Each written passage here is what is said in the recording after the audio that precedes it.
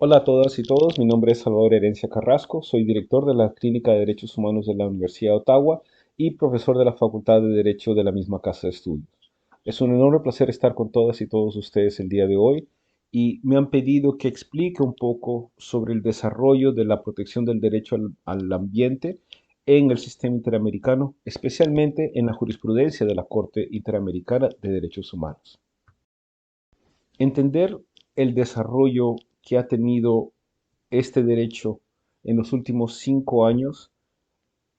es también reconocer el salto cualitativo que ha tenido la jurisprudencia de la Corte Interamericana y su interpretación de la obligatoriedad de los derechos económicos, sociales, culturales y ambientales. Cuando la Convención Americana sobre Derechos Humanos fue adoptada en 1969, su artículo 26 estableció de forma expresa que estos derechos sociales no podían ser llevados o justiciables ante el sistema interamericano, dado que estos derechos económicos, sociales y culturales, sin referencia a lo ambiental, dependían de la capacidad de los estados y que eran de desarrollo progresivo. A pesar de esta limitación expresa establecida en la Convención Americana, la Corte Interamericana, especialmente a inicios del siglo XXI, empieza a desarrollar sobre la importancia de los derechos económicos, sociales y culturales. Estos derechos, o dentro de la interpretación de estos elementos sociales, es que se desarrolla el concepto de vida digna, que no es un elemento exclusivo y excluyente de la Corte Interamericana, sino que Cortes Supremas de Justicia y tribunales constitucionales han venido desarrollando a lo largo de su jurisprudencia, especialmente en procesos o litigios de amparo. Es decir, no es solamente el garantizar el derecho a la vida, la prohibición de matar, la prohibición de ejecuciones extrajudiciales, pero que una persona pueda tener condiciones dignas de ejercer este derecho. Entonces, no es únicamente la existencia meramente tal, sino con situaciones económicas, sociales y culturales que sean justas. Este vínculo de vida digna fue desarrollado para que de cierta forma utilizar estos derechos sociales como elemento interpretativo para determinar no solamente el cumplimiento o no del respeto al artículo 4 de la Convención Americana, pero a su vez para poner elementos sociales que pudiesen influir en el sistema de reparaciones. De cierta forma, esta aproximación sirvió a inicios del siglo XXI, pero en la medida que los casos que venían llegando al sistema interamericano tenían una preocupación social y también ambiental mucho más grande, era necesario se consideró necesario plantear o replantear esta limitación que estaba establecida en el artículo 26 de la Convención Americana. Y es en el 2017 que con el caso Lagos del Campo versus Perú, que la Corte Interamericana, en una posición mayoritaria, no unánime, decide que los derechos económicos, sociales y culturales son justiciables ante el sistema interamericano, independientemente de lo que había establecido el protocolo de San Salvador, que reconocía el derecho a la educación y el derecho a sindicatos, a la formación de sindicatos como pudiendo ser justiciables. A pesar de esto, la Corte Interamericana en Lagos del Campo crea este cambio, porque no es una interpretación, es un cambio en la orientación y en el reconocimiento de casos que permite conocer de estos derechos económicos, sociales y culturales. La opinión consultiva 23 de 2017, que tengo entendido que ha sido desarrollada por una persona, de cierta forma consolida o explaya esta justiciabilidad de estos derechos al derecho al medio ambiente. Entonces, lo que tenemos a finales de 2017 es no solamente la exigibilidad de estos derechos sociales, pero a su vez una opinión consultiva que no solamente reconoce la justiciabilidad del derecho al ambiente, pero a su vez desarrolla distintos elementos, contenidos, alcances y vincula el derecho al ambiente con otros tratados ambientales y otros tratados que tengan relevancia para la protección ambiental, sea la Declaración de Río de Janeiro de 1992 o la Convención para la Protección de la Biodiversidad, entre otros instrumentos. A su vez, que es algo muy importante también para los casos que se están dando en el sistema interamericano, establece requisitos bajo los cuales los proyectos extractivos deben cumplir en sus licencias o estudios de impactos sociales y ambientales. Entonces, en esta opinión consultiva, no solamente desarrolla el contenido del derecho al ambiente, pero a su vez establece criterios específicos en determinadas materias. El último punto que quisiera destacar sobre esta opinión consultiva es que para fundamentar esta decisión de la justiciabilidad ambiental en el sistema interamericano, la Corte utiliza gran parte de la doctrina nacional sobre la protección ambiental. Nuevamente, no es que la Corte Interamericana esté creando nuevos elementos o nuevos criterios, sino que la Corte se nutre de la práctica nacional en materias de protección del ambiente, el contenido del derecho al ambiente, las obligaciones o deberes del Estado en materia ambiental, para de cierta forma decir, esta es una práctica interamericana. Lo que hace el sistema interamericano o que hace la Corte Interamericana es ponerse al día con lo que los estados o los tribunales nacionales vienen haciendo sobre la materia. Y esta es una posición argumentativa astuta, y lo digo astuta en el buen sentido, de que la Corte, y no solamente esto lo ha hecho en materia ambiental, sino también en otros derechos, utiliza las fuentes nacionales para decir, para justificar la necesidad de impulsar estos avances. Y si bien en Lagos del Campo esta fundamentación no está decidida, no está bien argumentada, en otras sentencias, como Poblete Vilches versus Chile, la Corte utiliza jurisprudencia nacional en materias de salud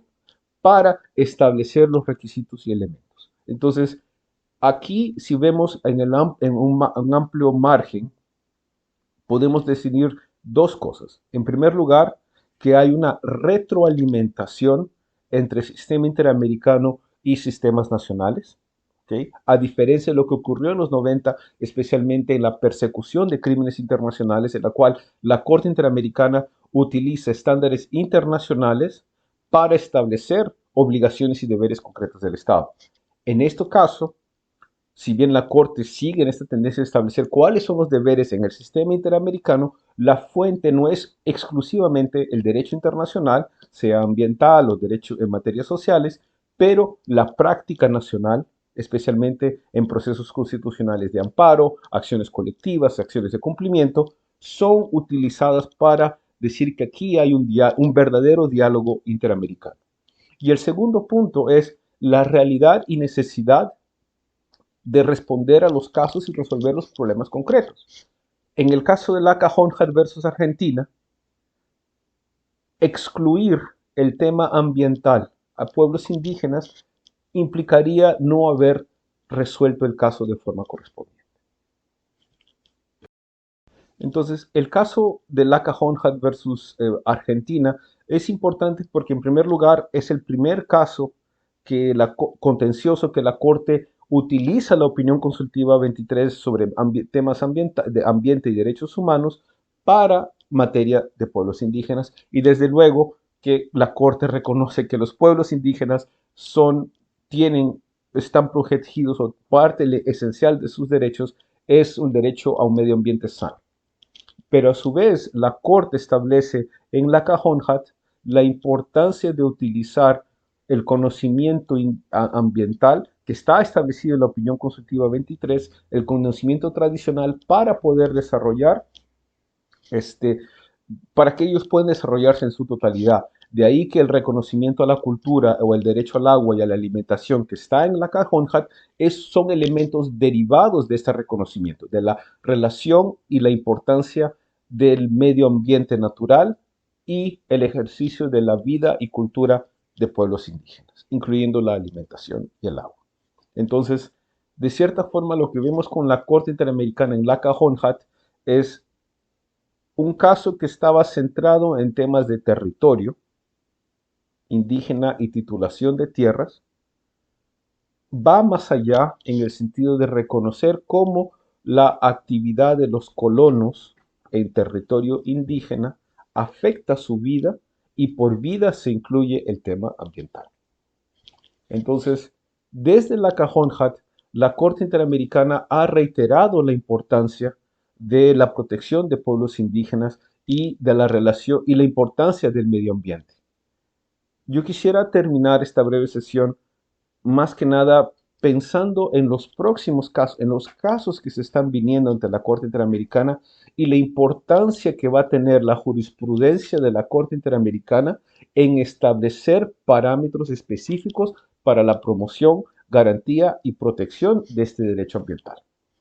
En primer lugar, un caso que es de suma importancia es el caso de La Oroya, de la comunidad de La Oroya versus el Perú. En este caso, la comunidad La Oroya no es un tema de pueblos indígenas, es una comunidad campesina en la sierra peruana. Durante casi 100 años se construyó esta fundidora, empresa, que ha pasado de manos estatales, ha sido una empresa transnacional, luego pasó a manos privadas nuevamente y ahora en estos momentos la dueña de esta empresa es un sindicato de trabajadores. En este caso, uno de los puntos centrales de la demanda va a ser de incluir, analizar el impacto que ha tenido esta empresa en la vida, salud y ambiente de la comunidad. Entonces, lo importante de este caso frente a otras decisiones de la Corte es que en primer lugar no es un tema indígena, en segundo lugar no es un tema de qué es el derecho al ambiente, sino el punto central es analizar el impacto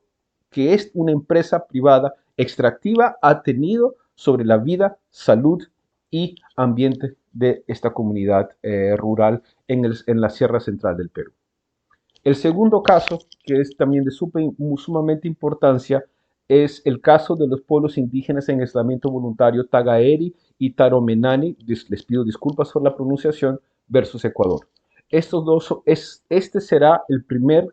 caso contencioso de pueblos indígenas en aislamiento voluntario, en la cual la Corte Interamericana deberá analizar el impacto a la vida y al ambiente que proyectos extractivos pueden tener en reservas ambientales intangibles. Entonces, la importancia no solamente es el vínculo cultural o la violación de o el uso de normas constitucionales para menoscabar protecciones ambientales en beneficio de proyectos extractivos, sino que será la importancia o el vínculo que tienen pueblos indígenas cuya existencia podría estar en riesgo frente a proyectos que tendrían un impacto ambiental sumamente negativo. Y estos dos casos los mencioné en primer lugar porque las audiencias públicas de estos se llevaron a cabo el año pasado, por lo que deberíamos tener sentencias a fines de 2023. Y el último caso es la reciente, la solicitud de opinión consultiva remitida por Colombia y Chile sobre ambiente, cambio climático y derechos humanos. Esta es una opinión consultiva que va de la mano con el trabajo de distintos tribunales internacionales, la Corte Internacional de Justicia, la Corte Europea y el Tribunal para el Derecho del Mar, que vienen desarrollando en distintas materias el tema, la relación entre ambiente y derechos humanos o la protección del ambiente y de obligaciones internacionales de los estados. Actualmente hay un proceso hasta mediados de octubre, si no me equivoco, para recibir consultas, pero la Corte Interamericana no solamente deberá desarrollar qué es el derecho ambiental, sino cuáles son las políticas bajo un enfoque de derechos humanos y de protección del ambiente que los estados deben adoptar para prevenir o mitigar el impacto a cambio climático. Esto va a incluir, y estas son las preguntas, entre otras, el tema de migración por materia climática, la situación de los países isleños que estarían mucho más expuestos a esta materia, así como el impacto de políticas económicas en desmedro o con conocimiento de que puedan tener un impacto negativo ambiental y en el cambio climático. En los próximos años, y con esto termino, veremos un desarrollo exponencial tanto en el sistema interamericano como en otros sistemas regionales o universales sobre la protección del medio ambiente. Creo yo que lo que hará la Corte Interamericana, más la entrada en vigor en el 2021 del Acuerdo de Escazú sobre justicia, participación y acceso a la información en materia ambiental, que van a dar las herramientas jurídicas para que otros tribunales internacionales, pero así los tribunales y los juzgados de los países que son parte de la Convención Americana sobre Derechos Humanos, tengan las herramientas para desarrollar el contenido, alcance y las garantías de la protección del derecho al medio ambiente, especialmente cuando hay casos de un impacto diferenciado sobre grupos de especial protección. Nuevamente les agradezco a todas y todos por su atención y será hasta una próxima oportunidad. Muchas gracias.